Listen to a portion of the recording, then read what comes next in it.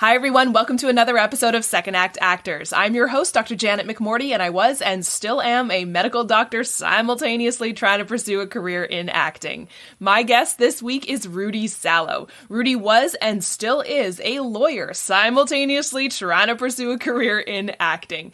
We're like twins. He is a wonderful, fantastic human being. I'm so excited for you to hear this conversation. We have a lot in common.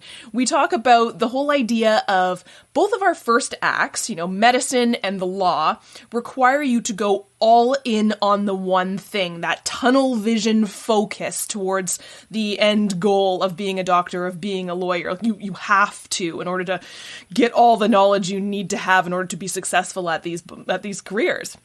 And then, which is going to be a good thing, right? Malcolm Gladwell talks about having that one thing and the 10,000 hours and blah, blah, blah, blah. But what I found personally is that having that one thing, that tunnel vision, meant that I couldn't bring in other loves of my life, and I had forgotten about them, and those parts of my brain had atrophied and gone away, and that's what leads to burnout.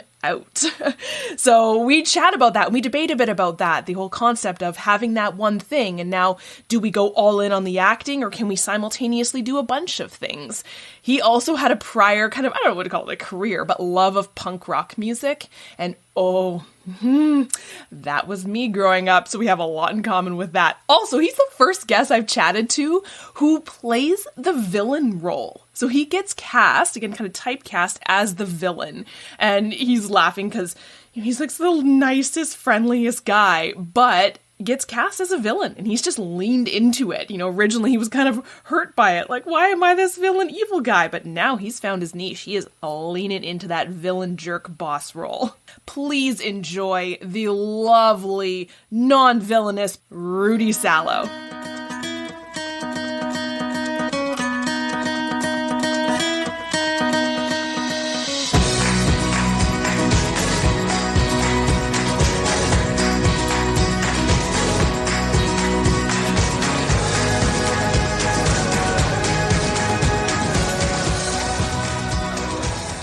You're my first lawyer actor.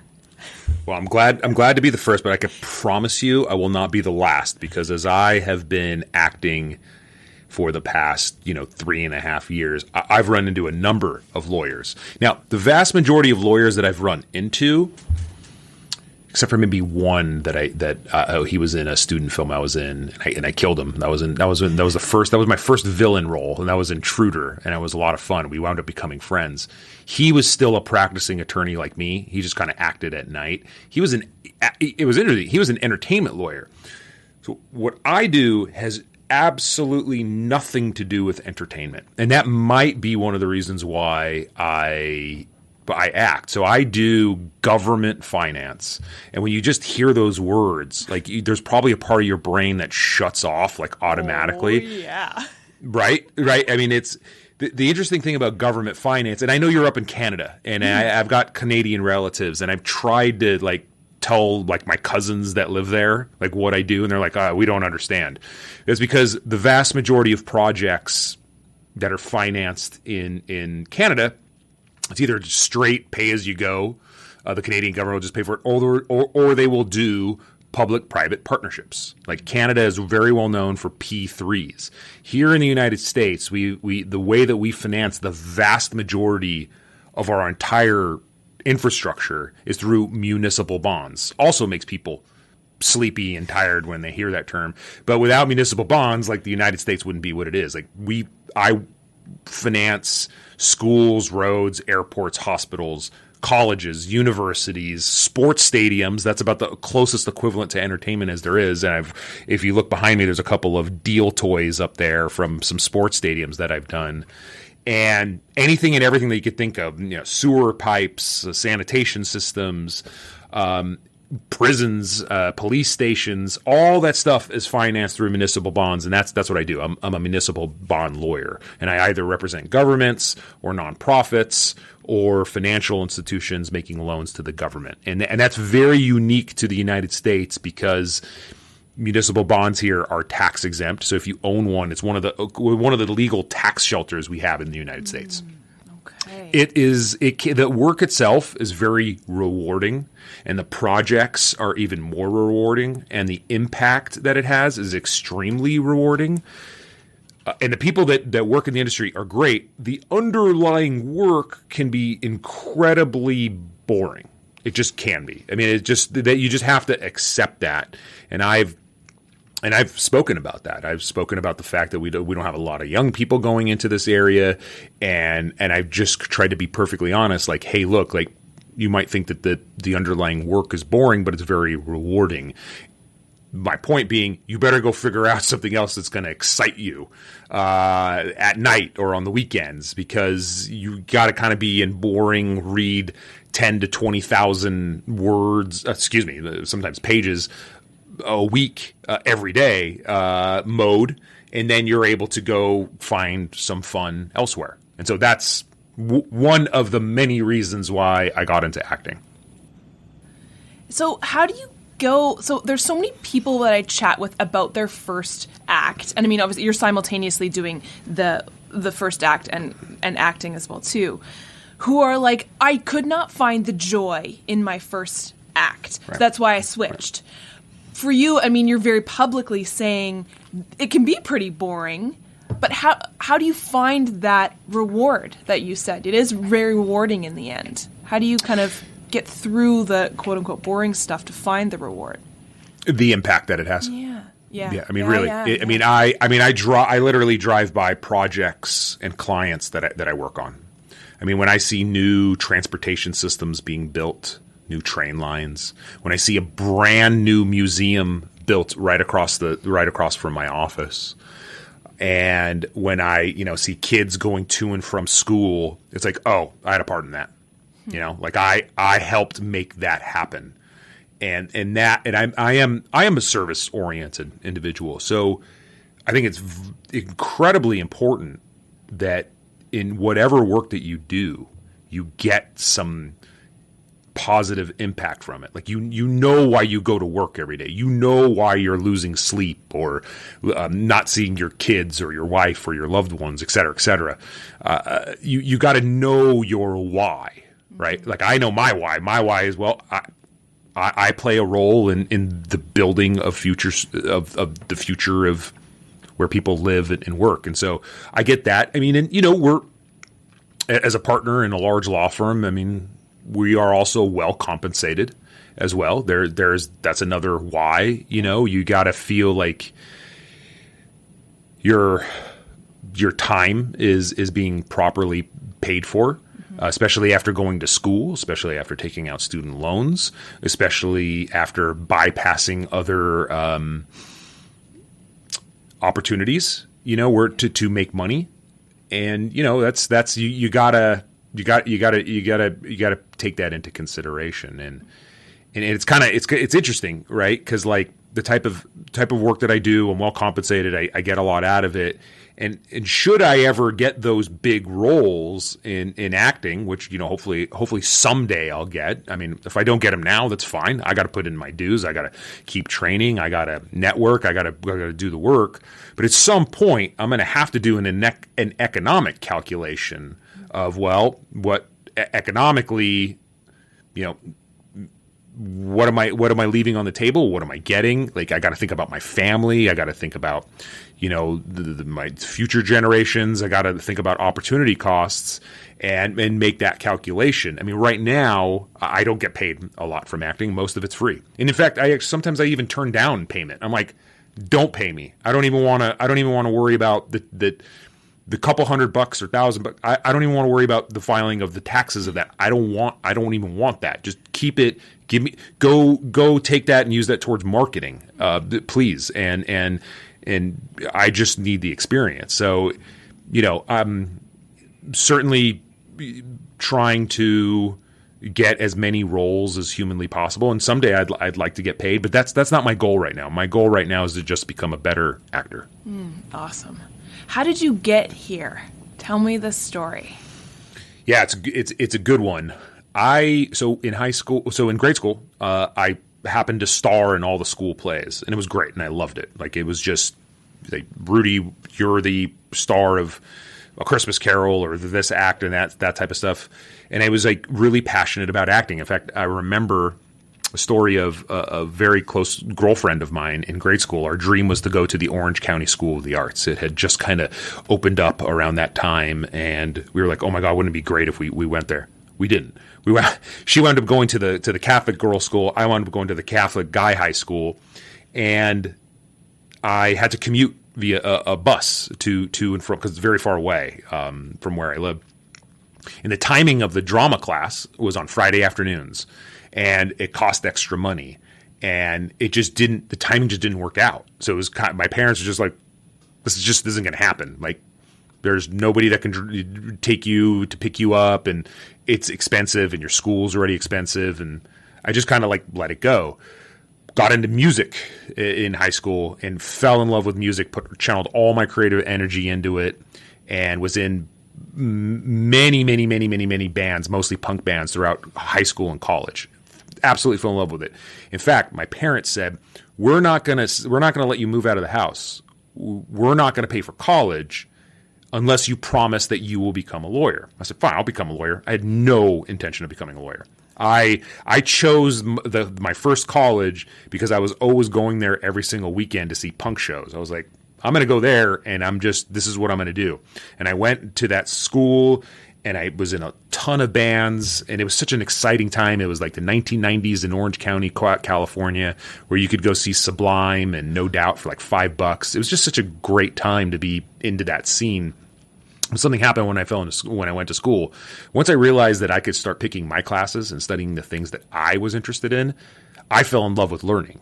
And I actually fell in love with history, and I fell in love with politics, and I fell in love with how dysfunctional the world is and how am I going to help the world. And so I decided, okay, I actually transferred from that school to UCLA, which is one of the most premier, like usually number 1 or number 2 public university in the entire country, if not the world, and excelled at school. Wound up at Georgetown Law, was going to become an international lawyer. My first legal job was in Mexico City. Lo and behold, after I returned back, go and interview for my legal jobs, and I was very focused on international jobs, 9/11 happened. And as an Arab American, that's a whole other side story that, I've spoken incessantly about on podcasts and I've written about.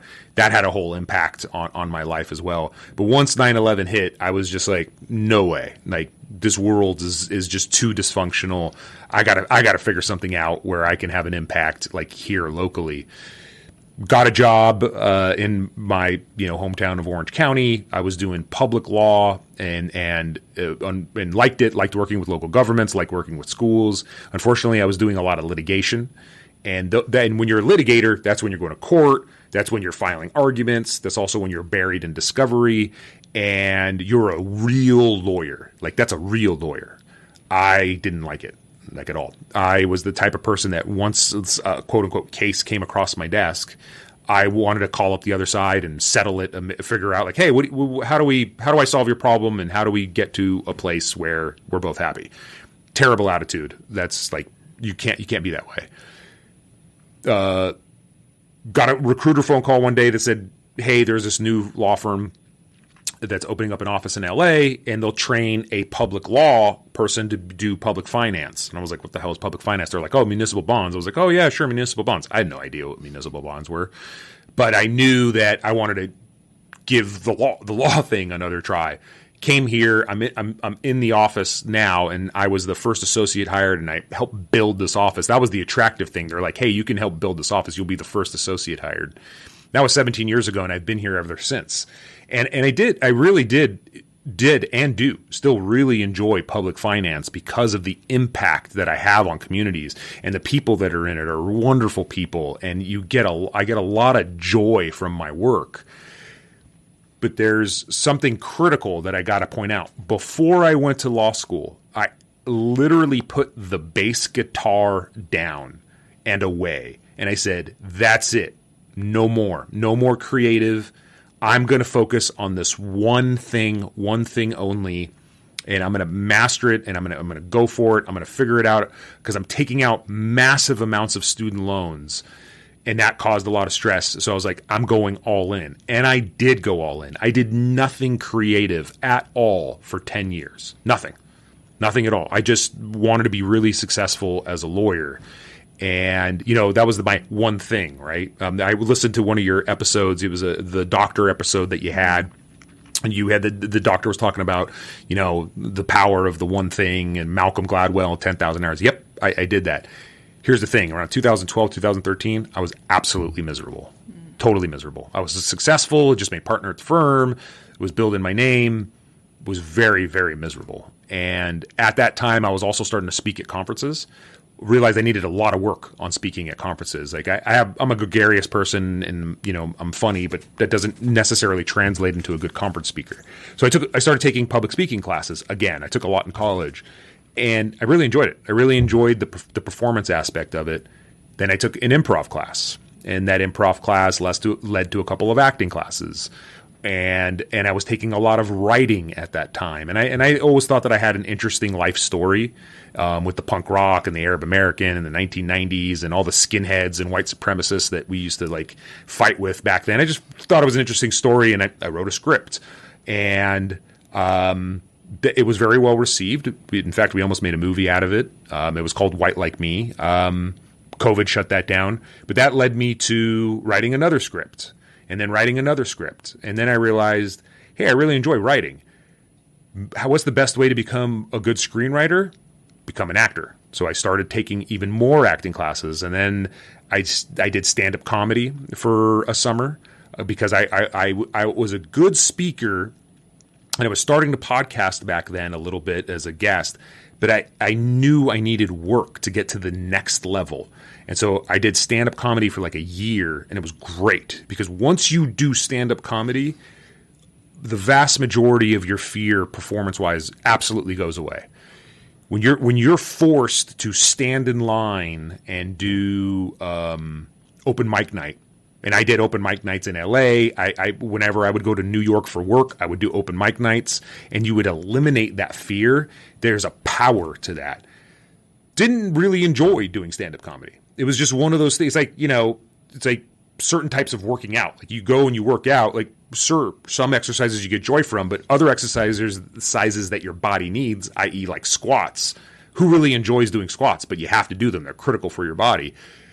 That's what stand-up comedy was like for me. It was like, hey, this is I'm not really enjoying this, but I'm becoming a better speaker and I'm gaining more confidence, and I know my timing is getting better. And then, interestingly enough, my law firm put me into a how-to video. Like, it was called Tech Hacks. And I took that video, and one of my buddies who saw me do stand-up comedy called me up and said, hey, you inspired me to get my daughter into acting. And actually, I threw my profile up on Backstage, and I've gotten a couple gigs. You should look into this. So I took that video that my firm did, and I put it up onto Backstage, and that actually led to a commercial, like some small internet commercial. And then, so I got that reel, and those two reels together led to something else where I played a lawyer, and then I just built my reel that way, slowly but surely, and really fell back in love with acting. So that's the story. I know it's a little bit of a long one, but that was the process. There was just a lot of things that occurred. It was I was a creative person, then I suppressed that creative side of me, and that led to a lot of unhappiness. And then once I started exploring the creative side of me, happiness came back, business success occurred.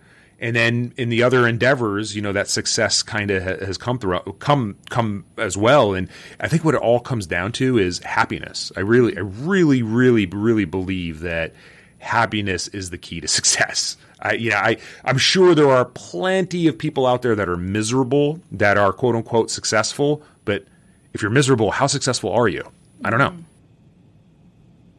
Take me back. Something kind of triggered in my brain that was interesting about like your parents saying, kind of stop all this punk music and creativity and stuff like that. You better go be a lawyer. And then you wind up becoming a lawyer. Like, Honest to God truth. That is the truth. You're like, no, I'm not going to. Shoot, I did. Yes. I mean, that is literally what happened. And my parents were, I mean, they didn't, I bought my own bass guitar. Like, my parents didn't really pay for, like, music stuff. Like, my parents put me in nothing growing up. Like, I don't know why. Like, I think at that time we were going through some financial issues, and I don't know. I didn't know how. My parents are immigrants. They're from the Middle East, and, you know, that has an impact on how you are raised and how you grow up. So all the interests that I've really had in my life, I've had to pursue and more or less pay for them myself. They didn't say stop music. They just said, we will not give you $1 and you will not be allowed out of the house unless you promise to become a lawyer. So I did promise to become a lawyer. I just didn't have any intent to become a lawyer. My intent was to become a musician. And I went all in on music. I really did. I was in so many bands, and I still have some of the recordings of it. But something happened. Once I started learning, punk rock actually had a huge impact on me. A lot of the bands, the Dead Kennedys, the Bad Brains, I mean, a Bad Religion, all these bands are political punk bands, and they teach you how to think about inequities in the world and government lies and other types of things, and they teach you how to stand up for yourself and to think. And so the seeds of becoming a lawyer are from punk rock. Is just that wasn't watered. It was when I started to go to school and I got to choose the classes that I wanted to take based upon the punk rock songs that I was listening to. That watering, you know, sprouted up, and I was like, I'm going to become a lawyer. Like, I don't want to become I was studying political science because of punk rock. Never wanted to become a politician. Will never become a politician. And so what you do with that is you become a lawyer. Like, it's pretty much kind of how it works. And so, yeah, it's kind of ironic and funny. Here's something else that's really funny. This is an honest to God true story. In the 3rd grade, I went to this Catholic grade school, and there was a time capsule that you had to write down. So there's under this dirt thing that I think that's going to open up in like 2030 or something. There's a card with my face on it, and you had to write down 3 things that you were going to be. And I wrote down tennis player. Never held the tennis racket, but Nintendo Tennis was my favorite game. Wrote down basketball player because I was and am a huge LA Lakers fan, and I was the tallest kid in the class, but I suck at basketball. And then the 3rd thing, lawyer. I wrote down lawyer because, I don't know, maybe there was a movie that I watched the night before and there was a lawyer and he was performing in the courtroom or something. So it's kind of funny too, you know, that you know, my 3rd grade Rudy knew more about me than I knew, you know, about myself when I was going into college and stuff. So the law thing has been there for a very long time. Yeah. And I think what's really interesting, and I know I feel this in medicine as well too, is that we tend to, when we're in these very traditional careers, doctor, lawyer, police officer, right? We silo ourselves and say, the only thing I can be is the doctor. The only thing I can be is the lawyer. But I love what you're saying about all the creative influences that have come into what you now do. Because I don't know if, like, maybe people do that, but we don't hear about it that often. These creative influences that can be brought into a career that can be seen as not that creative, very right-brained. And I think where you can find so much joy is that. And like you were saying about happiness, right? Is if you can bring in that other side of your brain. But I think we're like stifled and said not to. Or it's kind of, I don't know, weirdly like, not shameful, but there's something that's kind of lesser than being like, yeah, a huge part of my influence in medicine is my improv background. Oh, but, that's amazing. Right? But like to say that, it sounds kind of hokey. But like and same, you know, I don't know if hokey's the right word. I don't know what I'm trying to say, but it's just, there's that feeling of arts is not, like, as good per se as like the illustrious careers that we have, but so much good can come from letting it infiltrate in instead of stifling it. I agree. I mean, I'm sure you probably connect better with your patients and your fellow colleagues because you you've opened up that side of your personality, and it's a very interesting part of you. And I feel, honest to God, I feel closer to my clients and I feel closer to some of my colleagues because I'm just like, yeah, I'm a creative person. Like, this is who I am. Like, you want to talk film? You want to talk music? You want to talk acting? You want to talk screenwriting? We could talk about all that other type of stuff, which will deepen our relationship better than if we just talk about the work that we do, right? If we're only going to talk about the work that I do for you or with you, that's a surface level relationship. Like, what? Like, really, what is that? Like, and how do you deepen a relationship with a client if you're only talking about work? Like, you got to talk about things that you're interested in and things that you are passionate about. And we, on Good Is in the Details, on a couple of episodes ago, we had somebody on that talked about she was the author of a book called Make Work Matter. And her whole premise was it is creativity that makes people happy. And if you want to be successful, you can't just be right-brained. You got to use your whole brain. And when you use your whole brain, happiness will come out of that. But you have to take an expansive view of creativity. It can't just be acting. It can't just be music. It can't just be doing art. Like, coming up with a cool game with your kid is creative. Like, creating a business is creative. You are being creative by creating this podcast and bringing people on here like it. Like, that's very creative. And what happens is people out there say very terrible things to themselves because they'll be like, oh, I'm just not a creative person. Well, that's terrible. When you start thinking that way and you start talking to yourself that way in a negative way, you're limiting yourself. You're putting yourself into a box. And one of the messages that I like to get out to the world is stop saying that to yourself. Don't say you're not a creative person. Just expand your definition of creativity. Yeah. I also really liked what you said, just because I connected with it, when you were talking about your time when you went all in becoming a lawyer. And I think I relate to that as a doctor because out of necessity, because of the schooling that we go through, like you're saying, immense amounts of student loans, you have to go all in. You have to tunnel vision yourself, right? You have to. You have to. But then that inevitably, I remember when I was in schooling and being like, yeah, this is what I'm going to do, and I can do it till I'm 100, and yeah. And it didn't take long for me to be like, oh, now I'm on a fast train to Burnoutville, right? Because that's the recipe for it, right? Is going all in on something and not letting other things come in. So is there anything that you've noticed you've pulled from that time being all in, as well as now from your being all in as a lawyer, but also now being a lawyer, that you've used towards your career in acting? Wow, that's a really good question. I will say that yes, when I'm on a project, right? When I've gotten the role, and I know when we're going to film, and I know what is going to be needed from me, and it's not even just the role. In fact, because I still take acting classes, like when they say you got to do this monologue, or you got to do this scene, or you got to do that, I'm all in. Like, I will practice it every single day. I will set aside the time. I will not let my scene partner down. I will not let my teacher down. I will not let the director down. So once I'm tasked with something, I'm all in.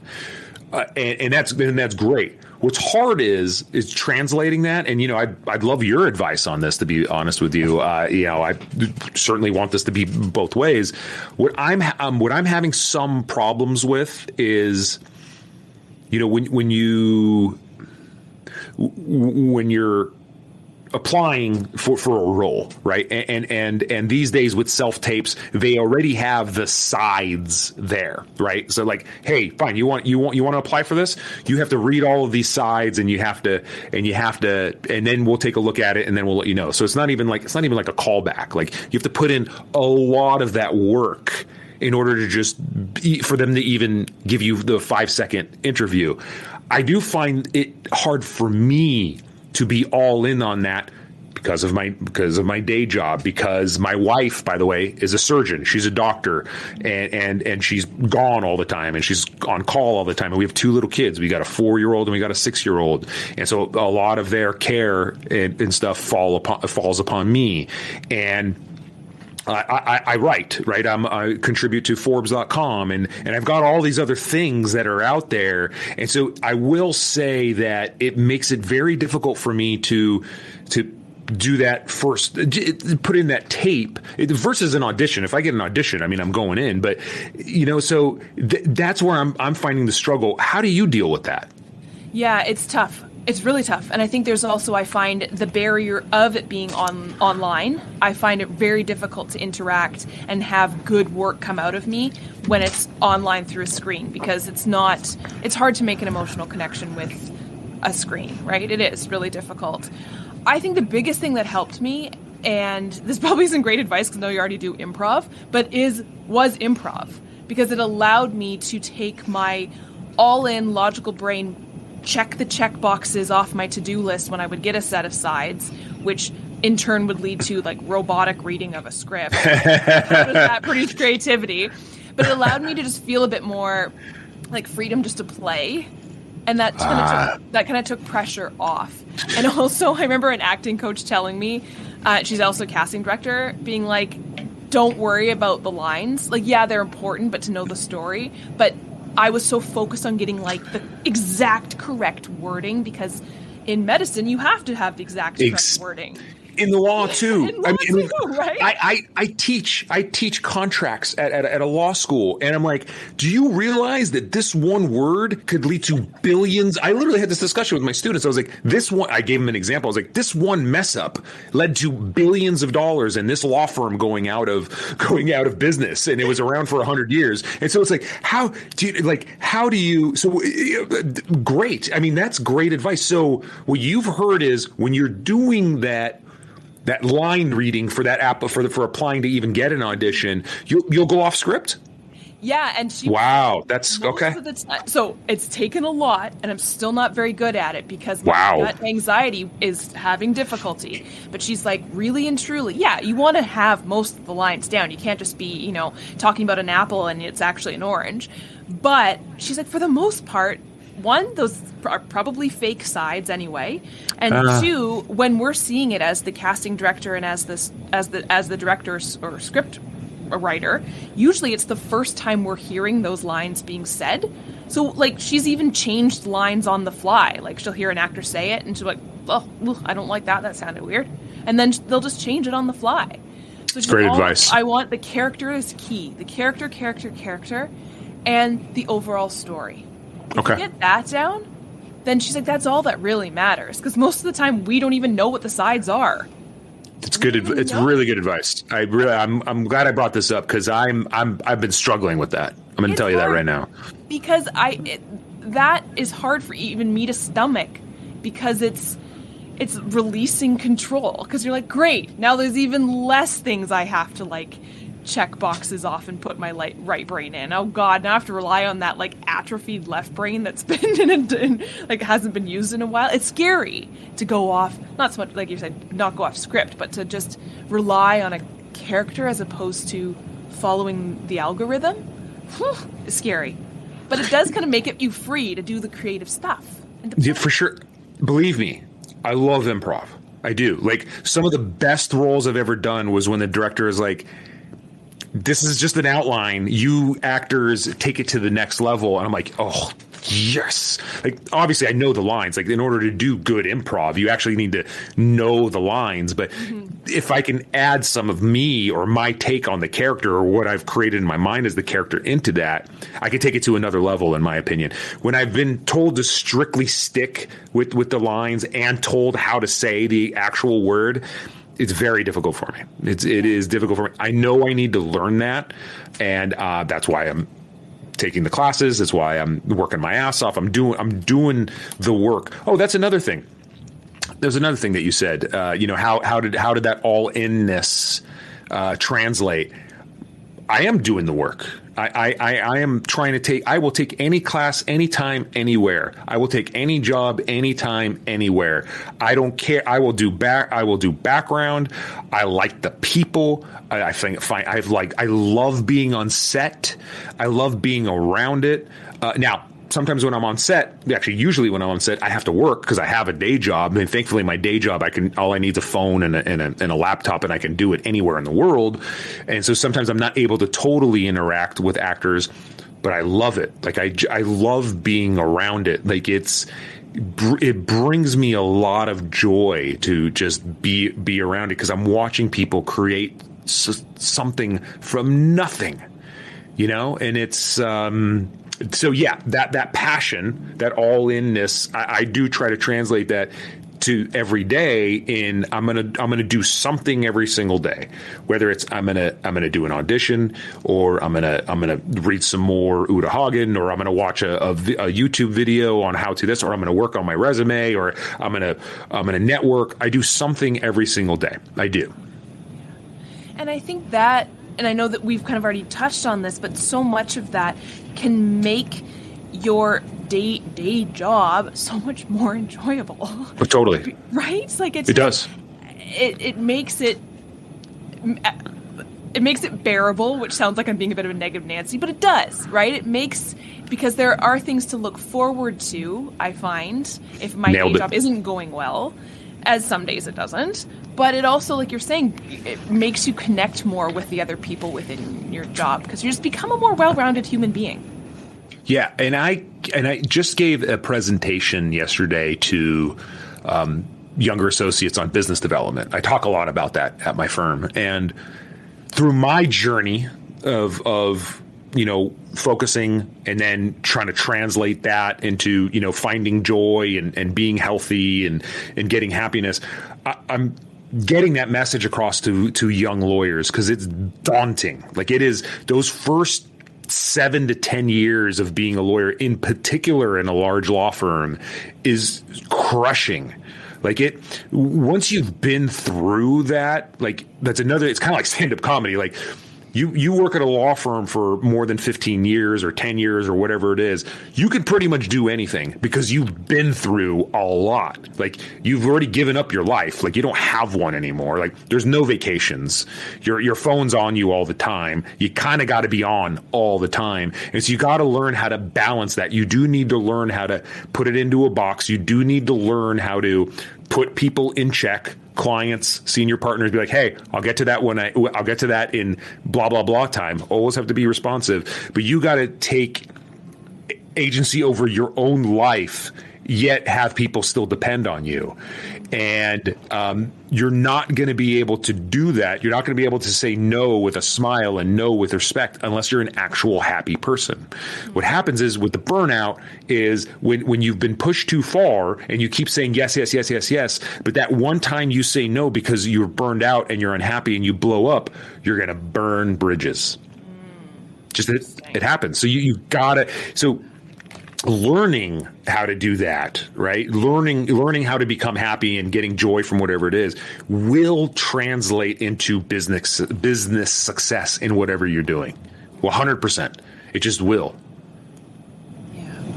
And that leads very nicely into the question I want to ask. Do you have any advice for somebody who wants to either switch into acting or is having that trouble getting out of the tunnel visioned all in and is feeling like they're burning out? It depends. Yeah, you know what? I just said that on purpose. You want to know why? You know what lawyers always say? The number one thing that lawyers, whenever you call up your lawyer and you ask him a question, right? The first two words out of his or her mouth is, it depends. And so it depends. It literally depends where you are in your career or in whatever that is. Are you ready to take on something else? Like, have you mastered your career enough where you're like, I can also act. Like I can do that. And, for lawyers, like I suggest that they probably go all in on the law for 5 years or 7 years, maybe not the whole 10 years like I did, but I really do think it's important to do that. Here's the reason why. Financial stability is an amazing stress relief, and being financially stable opens up so many doors creatively. And that's because you can afford the classes.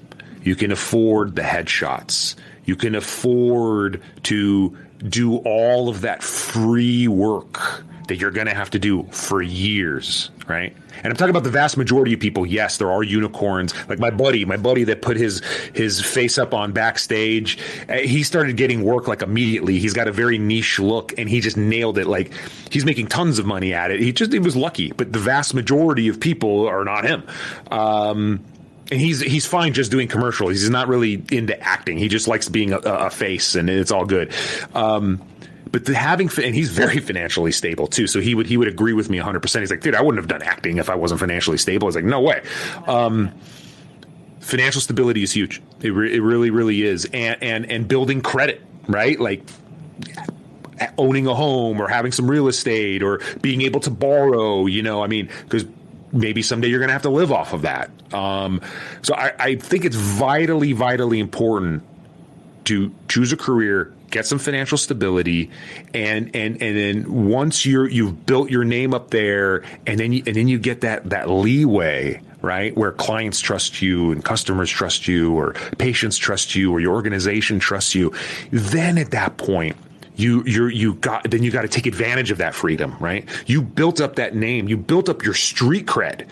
Are you not going to cash in that street cred and do something that's going to make you happy? Are you just going to be like, building up more street cred? Like, let's, do if you know there's something that you want to do, acting, music, whatever, take that street cred and use it. So I do think financial stability is huge. I don't know if there's a lot of people out there that talk about that. I think it's huge. What I'm worried about is the gig economy that we have these days. Everybody is an independent contractor. Oh, I'll just do Uber or I'll do this or I'll deliver that and I'll just do that and I'll do all of my other stuff at night and then I'm going to go for it. That's great. Because maybe you're going all in on the acting stuff, and God bless you. You know what? I pray to God that you're going to be one of those success stories. I'm not trying to be a negative Nelly here. Like, I really, really, really hope that. But I see a lot of people that, after I've gotten to know over a number of years, that like they're in their later 30s, they're in their 40s, they're in their 50s. They still don't have financial stability underneath them. And when they do need to get some headshots, or they do need to do something, or they do need to take free gigs, they can't. And so I really do believe trying to get some kind of financial foundation underneath you is important. So I would highly recommend that to anybody. I hope that answered your question. Yeah, and I think there's something about the starving artist mentality that is still existing. I think it's probably slowly kind of regressing away, but there's this idea that you have to starve as an artist to struggle for your work and struggle for your craft, which I completely disagree with for that exact reason. And it's like, it's almost like if you have financial stability, you're not really an artist because you haven't starved for your craft, which is such bull. It is bull. Right? Like, I don't know where that mentality came from, why it came around, but it frustrates me because it makes people think that they can't treat themselves like the business that they are. That's exactly what I told my associates yesterday was, by the way, have any of you wanted to own a business someday? It was silent. They're like, what the hell's this dude talking about? Like, we're a bunch of lawyers. I was like, no, you're wrong. See, you are a business. Mm-hmm. You are a business. Every single one of you is a business, and you better start thinking that way. Because if you're not, you're gonna be owned by some other person's business, i.e., somebody else's.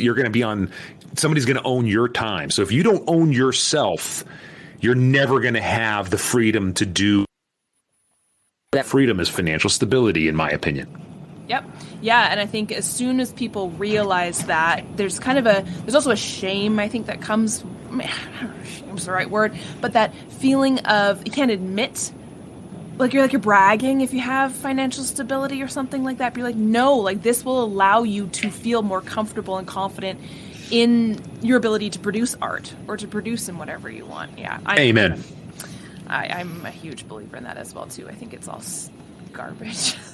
Yeah, I mean, I mean, look at the impact that you've had as a doctor, like the lives that you've already impacted, and you got to feel good. Like, should you make the full-time switch into acting, and there's still that part of you, because I know my wife's a doctor, there's that part of you that's like, I got to help the world. I got to save people.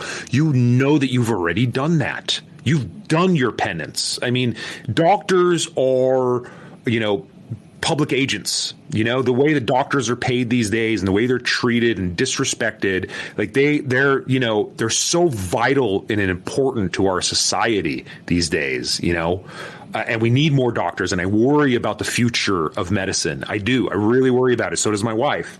Yeah. But just know that you've already done your great work. So if you ever question that, you don't have to. You've done great things for people. Huh. Yeah, I love that. It's a really motivational thing to hear that I haven't heard, right? And I think that means a ton. Appreciate that. It's the truth. Oh, I love it. I love it. Is there anything, you kind of already answered this question, but is there anything that you found really surprising about acting? Yes. Yeah. I didn't know. I didn't intend to be a really damn good villain. I didn't intend it. I didn't want it, and I'm still struggling with it. And the way I found out that I'm a good villain is an interesting story. One of the first big gigs that I got, probably the first time I got paid, was for a podcast of all things. It was called Deliberations, and it was season 4, and it's an improv podcast. And I had to audition in person. It was amazing. It was such an awesome thing. I played Alex, the jury foreman, on season 4 of Deliberations. It's a great season where we talk about cults, and the director was there was some interesting, because we were all actors, some interesting players in the room, and the director would it was improv, but she would like write me notes and be like, hey, you need to put this person in check, or I want you to do this and I want you to do that. And after all those years of being in a law firm and dealing, negotiations and all that other, like you just kind of, you just get this way of talking, right? Like you have this confidence and you gotta like, I'm right, type of thing. And this podcast had a really big fan base. I didn't realize that I was like being intense. I thought I was just kind of being myself, and I thought I was in the right. And then I would read like the little reviews of the fans on it, and everybody hated me. Like everybody hated me, and I was like, "Oh my god!" But I'm not the villain here. That guy was the villain. You should have seen all this other type of stuff. And I struggled with it for a year. Like I literally, it hurt my feelings. And then I was like, you know what? Forget it. I'm leaning into this. I'm a bully. Fine. I'm gonna be a villain. Those are the roles. That's my niche. Okay. You Deliberations audience people. You've helped me find my niche. And then I started picking up more villain roles because I started applying for them. And yes, I do take the intensity of my day job as a law firm partner and bring that into my roles. I do that. And that tends to come off in roles where they're the jerk boss. I swear to God, I'm a sweet guy. My kids love me. My friends love me. My coworkers love. I mean, I'm serious about that. But yes, I could tap into intensity like that. And so that was the thing that was surprising to me. The villain, how long it would take me to kind of accept that about myself, and then leaning into it. And that's my niche. I mean, in LA, you talked about on that last episode, it's not a small market, it's a large market. You got to figure out your niche. And my niche is that. Like I'll play the villain, and I love it. And in fact, if I only got those roles for the rest of my life, I'd be perfectly happy with that. Is there anything you're looking forward to this year? Coming up for you? Hopefully, right now for the first time in like over a year, I was just in something like 2 days ago, and then I was in something like a week ago. I don't have anything right now, and so I'm looking forward to what my next gig. I don't care what it is. I just want a gig because, as an actor, right? Isn't that what you're constantly thinking about? Like if you don't have one, you're like, oh, it's over. It's done. I'm never gonna work again. It's finished. I suck. So I'm looking forward to my next gig. What about you? Yeah, same thing, right?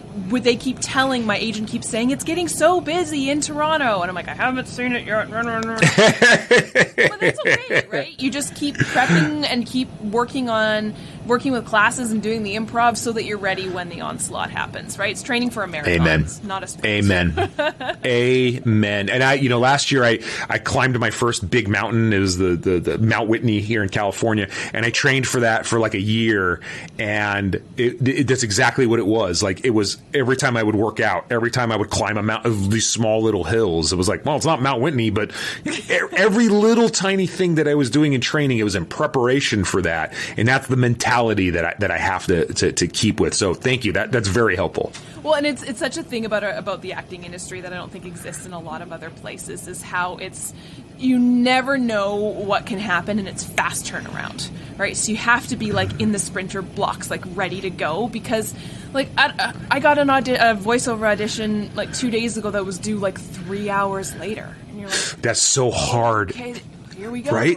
Especially with our day jobs, and I actually like to do the scenes with my wife when she's home, and she's not home until late at night. And sometimes when I get those urgent ones, I got to do them on my own. They just don't sound as good. Yeah. It's hard to find that balance, I think, when you are balancing simultaneously pursuing two different careers.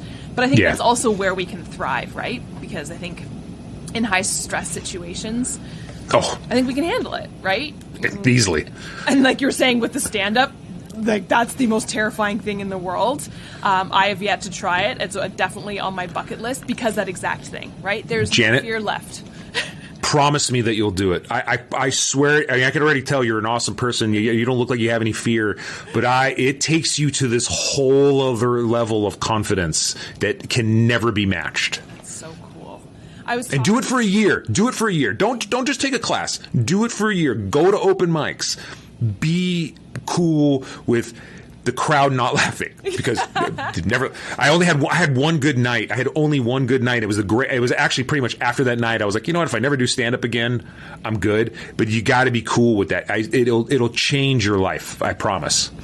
That's awesome. And I've heard that from a couple other people I've chatted with who've done stand-up, as they've used it as a tool for their acting craft. And they've usually come from a background kind of like yours, public speaking. I talked to a guy who's a pastor, and he now does stand-up comedy. Huge Amazing correlation, right? You have an audience, and sometimes they don't like you, right? So you have to adapt. And I'm excited. I think it's definitely one of those bucket list things I just need to go all in and just do it. That's all in. That's awesome. You know what? When I did stand up, I went all in on that too. I really did. I was another thing. It was another translated thing. I did go all in on it and then I was done. I did go all in 100%. Yeah, that's awesome. Do you have any final words of wisdom or anything to kind of share? The only thing I could share is that do what makes you happy, but be realistic about it. I mean, you get to, you said to be financially stable, and then you said to be do what makes me happy. Yeah. You also kind of got to be realistic. I mean, our world and our economy and everything is ever changing. I will tell you, if you're financially stable, that's when you're going to get your happiness, and that will open up so many more doors for you. I truly believe in that, and I loved what you said about the struggling artist. I couldn't agree more with you. I mean, you said it best. That's the best advice.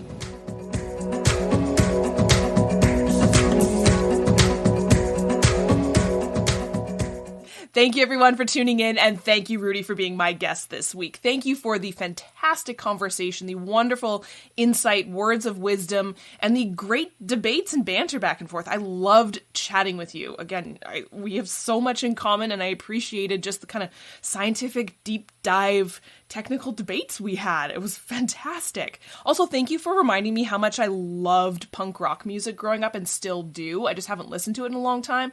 I'm about to go on a training run, and I think I'm gonna, dig out some of the old, I was about to say CDs, but you know what I mean. Look up some of the old bands. God, punk rock music was great, especially in the 90s. Oh, good times. Thank you everyone again for tuning in, and I hope you'll join me again next week for another episode of Second Act Actors. Bye! Second Act Actors is produced and edited by me, Janet McMorty. Theme music by Guillaume, additional sound editing by David Studio, additional video editing by Jackie Wadoer, show notes written by Sarah Hopkinson. I record using Riverside FM. If you're interested in developing an interview-based webcast like mine, I highly recommend this platform. Shoot me an email and I'll direct you to the wonderful folks there. If you or someone you know is interested in being a guest, email me at secondactactors@gmail.com. Don't forget to like, subscribe, and share with your friends. My love language is words of affirmation, so compliments, constructive criticism, and feedback are always welcome and encouraged. Negative Nancys, Judgy McJudgersons, or Debbie Downers, unless you're Rachel Dratch, regarding me or my guests are not welcome. It takes serious courage to share your story with the world, so if you're tempted to negatively comment about someone else's story, please ask your therapist why you're such a garbage person. Save the drama for the stage. On that happy note, I hope you'll tune in next week for another episode of Second Act Actors. Bye!